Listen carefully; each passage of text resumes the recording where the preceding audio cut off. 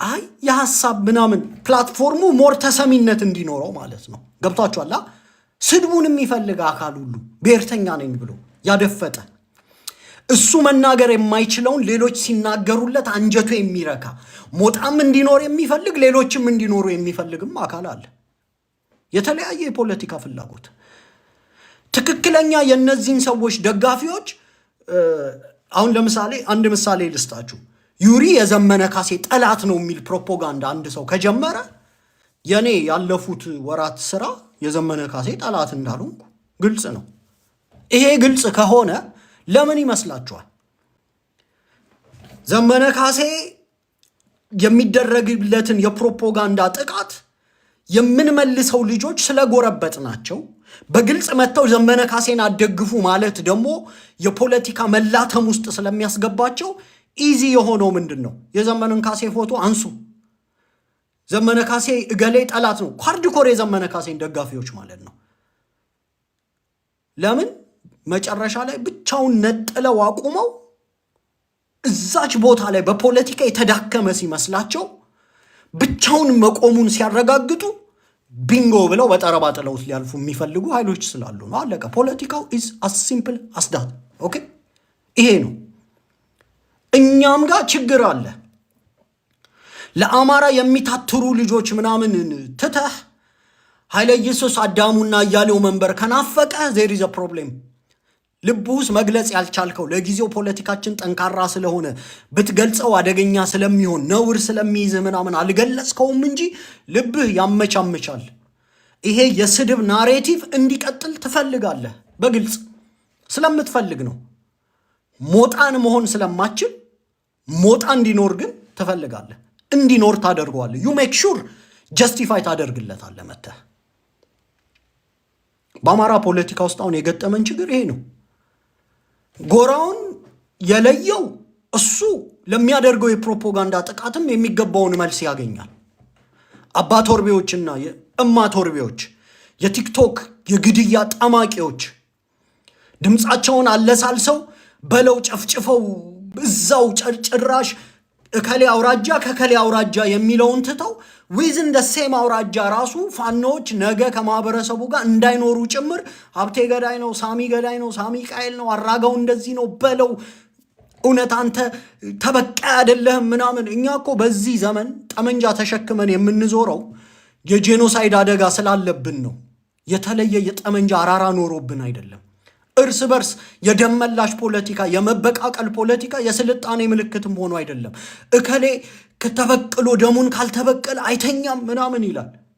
አዚፍ የሆነ በቃ ሚትስ የሆነ ጠላት ፈጥሮ ያንን ደርምሶ የአማራውን ከጄኖሳይድ የሚያወጣ ይመስል ትግላችን እጅግ በጣም በጣም በጣም አደጋ ውስጥ ገብቷል።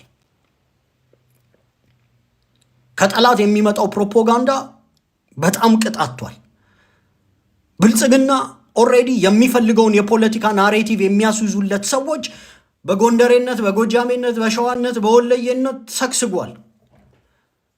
የአማራ ትግል ሲኖዶስ የለውም አይደል? መጅሊስ የለውም። በእስልምና ወጥተህ የተሳሳተ አስተምሮ ብታስተምር መጅሊሱ ያግድሃል። ምክንያቱም የእስልምና አስተምሮቶች ስለሚታወቁ። በክርስትና የተሳሳተ አስተምሮ ስታስተምር ሲኖዶሱ ያግድሃል። ቤተ ክርስቲያን እንዳትገባ ምናምን ብሎ ያግድሃል። ቅኖናውን ስትስት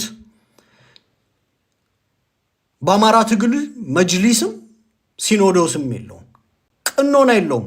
ማንም እንደፈለገ ለጄኖሳይድ የወጣ ማህበረሰብ፣ ጄኖሳይድ ለማስቆም የወጣ ማህበረሰብ አይ እንዲያውም አብይ አህመድን ነው የምንደግፈው ምናምን ከዚህ በኋላ የፋኖ ትግል ቆሟል የሚሉ የብልጽግና ድምፆች ሲመጡ ይቀበላል፣ አብሮ ቁጭ ይላል። ግደል ይላል፣ በርታ ግፋ በለው እንዳትለቀው ምናምን ይላል።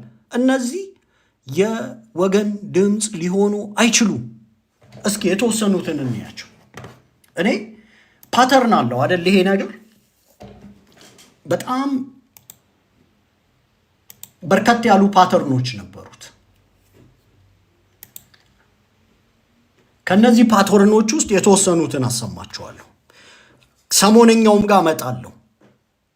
ምሁራን ያሉበት፣ ሚዲያ ያለበት፣ ግለሰቦች ያሉበት፣ አባ ቶርቤዎችና እማ ቶርቤዎች የሚሳተፉበት የአማራን ትግል አፈርድሜ ለማብላት የተነሱ እንድ ግባችሁ ምንድነው ብትላቸው መሬ ወዳጆን መግደል የሚሉ እንድ ግባችሁ ምንድነው ብትላቸው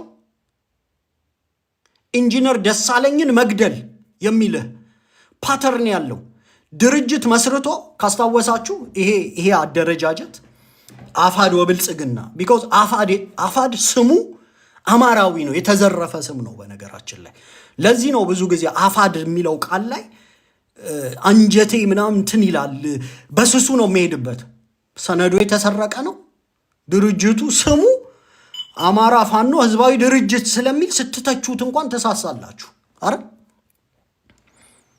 እዛ ውስጥ የመሸጉ አባቶርቤና እማቶርቤዎች ፋፍዴን አድርገውታል በአጠቃላይ ማለት ነው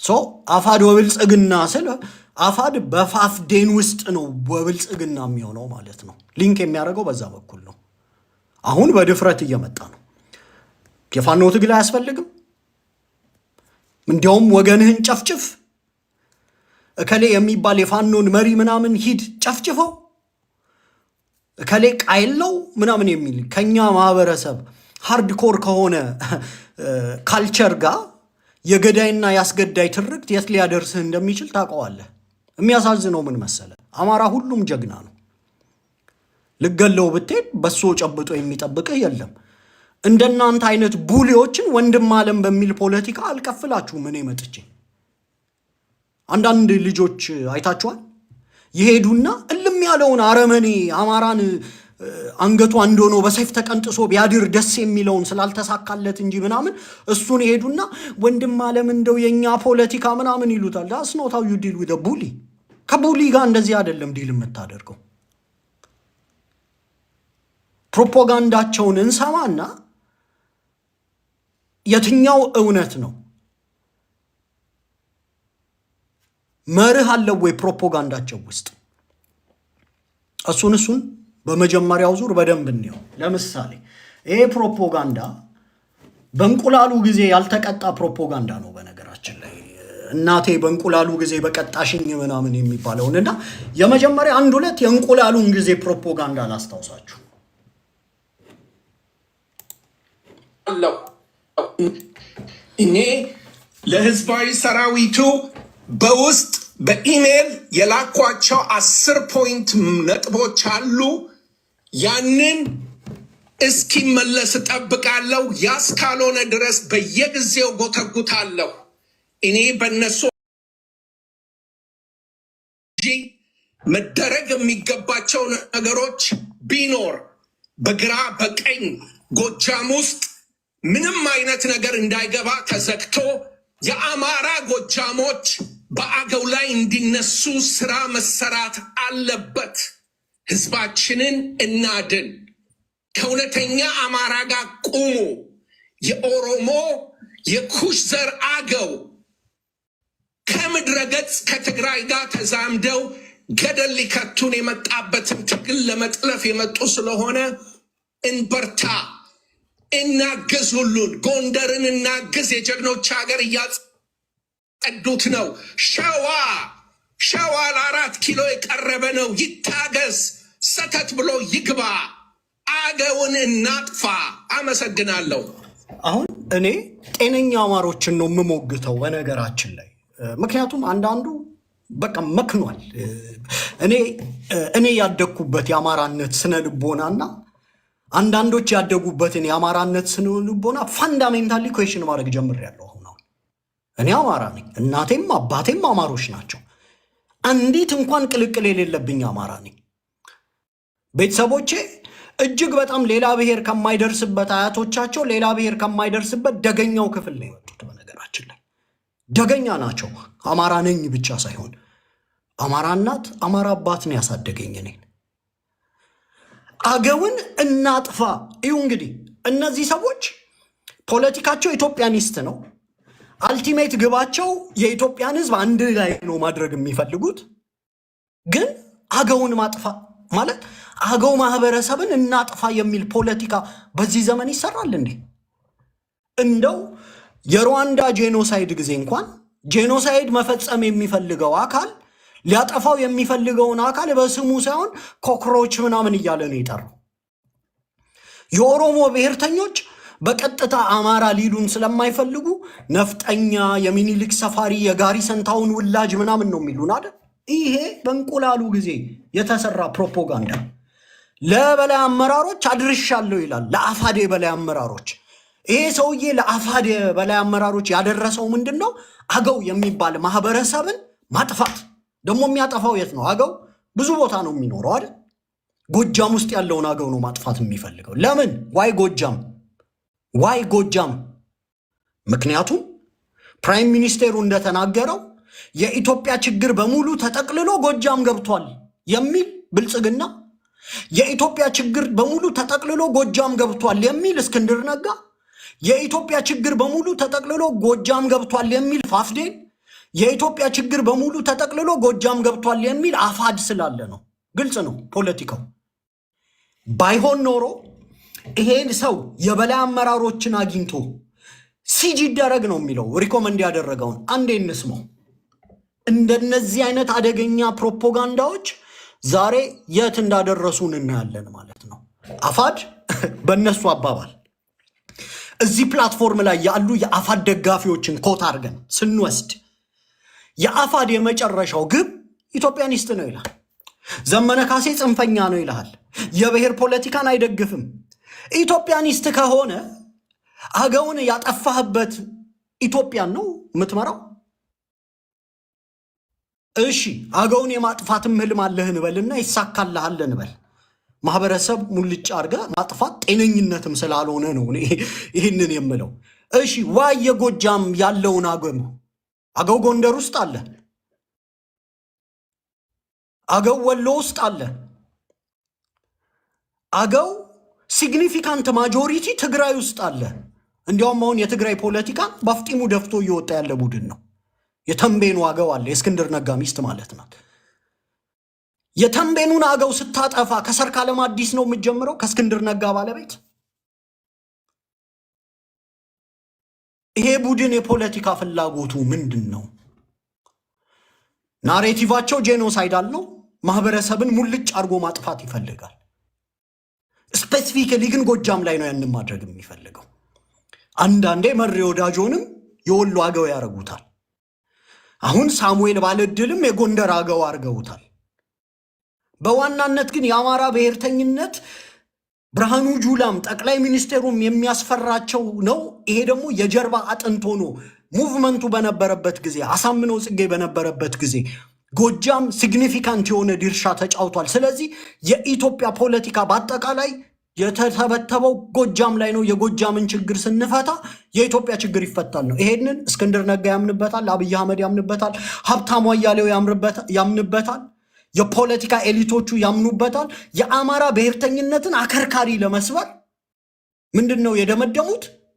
ጎጃምን በአገውና በአማራ ፖለቲካ ማመስ፣ ኢንተርሚንግን አድርጎ የኖረን ማህበረሰብ። ኦኬ፣ ይሄ ነውረኛ ኃይል ፖለቲካውን ሲሰራ የአጥንት ቆጠራ የደም ጥራት ውስጥ ይገባል። የ360ን ዝግጅት ሂዱ እናዩት። ጀነራል ተፈራ ማሞ በአባቱ አባት ወገን በኩል የተንቤን ትግሬ ዘር አለብኝ ብሎ ጻፈ። የጄኔቲካል ሜካፑን ስናወጣ ይሄ ሰውዬ 75% አያቶቹ አማራ ናቸው። 75% የአባቱ እናት አማራ ናት። እናቱ ቤተሰቦቿ ሙሉ አማራ ናቸው። በአባቱ አባት ወገን ብቻ ሽርፍራፊ፣ እሱም ደግሞ በእንትን ይሄ እንደ ምንድን ነው እንደ ታሪክ የሚነገር እንትና እኛ እኮ የእንትን ደም አለብን የሚባል ናሬቲቭ እሷን መዘው ማለት ነው። ኢትዮጵያኒስቶቹ ኢትዮጵያን የሚያስቀጥሉት አፋዶች 10% ምናምን የትግሬ ደም መኖሩ ወንጀል ሆኖ ይሄ ሰውዬ ጀነራልነቱ ተፋቀ። 75%፣ 80%፣ 90% የአማራ ደሙ ተፋቀ።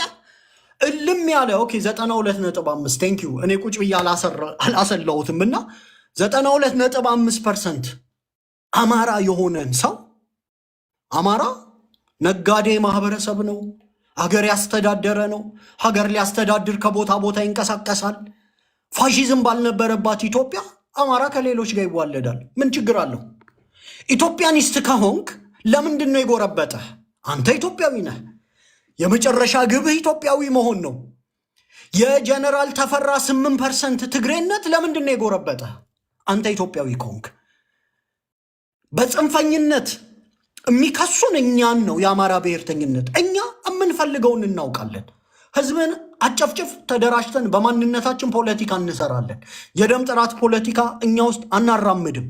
አይዲዮሎጂና ስነ ልቦናህን ነው የምናየው። ጸጋዬ አራርሳ እናቱ የጎጃም ሰው ናት። ስነ ልቦናው ኦሮሞ ነው። ዩዶንሲ አንድ ኦሮሞ የጸጋዬ አራርሳን ኦሮሞነት ኩዌሽን ሲያደርግ አይታችሁ አታውቁም። ለምን? ለኦሮሞነት ሎያል ነው። ምልክቱ ገዳ ነው። ስርዓቱ ኦዳ ነው። በኦሮሞነት ይምላል። እነሱ ኢምፓየር የሚሏትን አት ኮር ኦፍ ሂስ ሃርት ምናምን ገብቶ ይጠየፋል። ይሄ ነው አለቀ።